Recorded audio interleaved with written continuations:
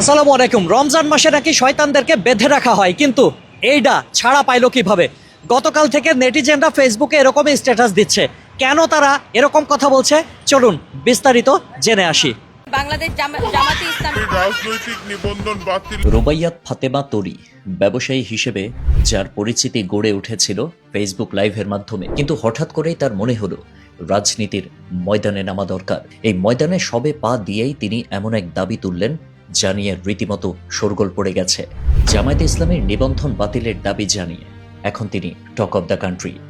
এখন আবার নিজেকে দুধে ধোয়া তুলসী পাতা প্রমাণের চেষ্টা করছেন তিনি, যা এখন নেটিজেনদের হাসাহাসির কারণ। তাই প্রশ্ন উঠেছে, মানুষের কি সুখে থাকতে ভূতে কিলাই? ব্যবসাটা যখন ভালোই চলছিল তখন কি দরকার এসব বিতর্কে জড়িয়ে মানুষের গালি খাওয়ার? অনেকে বলছেন, কিছু তথাকথিত নারী ইনফ্লুয়েন্সারদের সাথে লাইভ করার পর তনিয়াপার মাথাটা বোধহয় একটু ঘুরে গেছে। তিনি হয়তো ভেবেছেন বড় কোনো পদের জন্য তিনি যোগ্য, কিন্তু রাজনীতির মাঠে নামার আগে যে ন্যূনতম যোগ্যতা থাকা দরকার তা কি তার আছে? নেটিজেনরা অভিযোগ করছেন, ইংরেজি তো দূরের কথা, তিনি সংবিধান শব্দটাও ঠিকঠাক উচ্চারণ করতে পারছেন না। সংবিধান বলে হাস্যরসের জন্ম দেওয়া এই নারী যখন স্বাধীনতার দূত সাজেন, তখন সাধারণ মানুষের কাছে তা স্রেফ তামাশা ছাড়া আর কিছুই মনে হয় না। তনির ব্যক্তিগত জীবন নিয়েও কম আলোচনা নেই। একাধিক বিয়ে করা তনি যখন নারী স্বাধীনতা আর নারী জাগরণের কথা বলেন, তখন অনেকে প্রশ্ন তোলেন, আপনার আর কত স্বাধীনতা লাগবে বোন? প্রথম স্বামী, এরপর দ্বিতীয় জন। তাকে নিয়ে কম জল ঘোলা হয়নি, কারণ তার বয়স অনেক বেশি ছিল। এবং এখন বিদেশি স্বামী। এই সব পালা বদলের মাঝেও কি তার স্বাধীনতা পূর্ণতা পায়নি? বিয়ের মতো একটা পবিত্র কাজকে এই শ্রেণীর মানুষরা এখন তামাশার পর্যায়ে নিয়ে গেছেন। পারিবারিক শাসনের অভাব নাকি স্রেফ প্রচারের নেশা? কোনটা তাকে এই পথে নামালো, সেটাই এখন বড় প্রশ্ন। সে যাই হোক, নেটিজেনরা তার কাপড় ব্যবসার পেজ সানফিজ বাই তনি সেটা বয়কট করা শুরু করে দিয়েছে।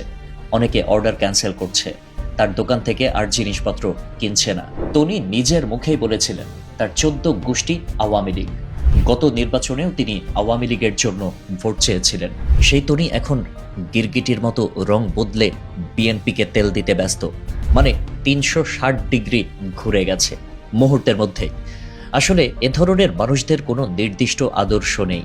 এরা যখন যাকে ক্ষমতায় দেখে বা যে দলের পাল্লা ভারী মনে করে তাকেই তোষামোদ করতে শুরু করে। কয়েক মাস আগেই ভোক্তা অধিকার থেকে তার দোকানে জরিমানা করা হয়েছিল, অথচ আজ তিনি সমাজের নীতি নৈতিকতা নিয়ে জ্ঞান দিচ্ছেন। বাজারে গুঞ্জন আছে তনি নাকি দেশ ছেড়ে পালানোর পাঁয়তারা করছেন। দ্বিতীয় স্বামীর মৃত্যুর পর তার কাপড়ের ব্যবসায় আগের মতো জৌলুস নেই। আর এই ঘটনার পর তো একেবারে যাচ্ছে তাই অবস্থা। বড় অঙ্কের ব্যাংক লোন আর ব্যবসার লোকসান ঢাকতে তিনি এখন এক নতুন চাল চালছেন বলে অনেকে ধারণা করছেন।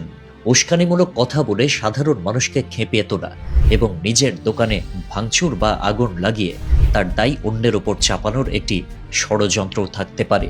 এর মাধ্যমে নিজেকে দেউলিয়া ঘোষণা করে পাওনাদারদের হাত থেকে বাঁচা এবং রাজনৈতিক আশ্রয় নিয়ে বিদেশে পাড়ি দেওয়াই কি তার আসল উদ্দেশ্য?